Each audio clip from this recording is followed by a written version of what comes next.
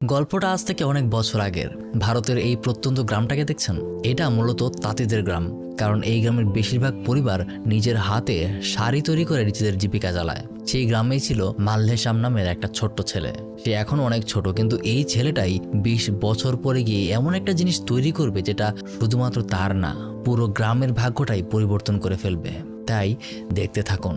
আজকে বলছি 2019 সালের তেলেগু ভাষায় মুক্তিপ্রাপ্ত একটা সিনেমার গল্প। সিনেমাটার নামও মাল্লেশ্যাম। বলে রাখি, আজকের গল্পটা শুধুমাত্র একটা সাধারণ গল্প না, এটা একটা বাস্তব ঘটনা যার উপর ভিত্তি করে এই সিনেমাটা তৈরি করা হয়েছে। তাহলে চলুন গল্পটা একদম শুরু থেকে শুরু করা যাক। মাল্লেশ্যামের পরিবারে তারা মোট 3 জন। তার মা লক্ষ্মীরানী আর তার বাবার সাথেই এই গ্রামে এসে বড় হচ্ছে। মাল্লেশ্যামের পরিবারে শুধুমাত্র তার মা লক্ষ্মী সব থেকে ভালো শাড়ি তৈরি করার কাজ জানে, কিন্তু দীর্ঘ সময় যাবৎ এই কাজ করতে গিয়ে তার হাতের ব্যথায় তার প্রচন্ড অসুস্থ হয়ে পড়তে হয়, যেটা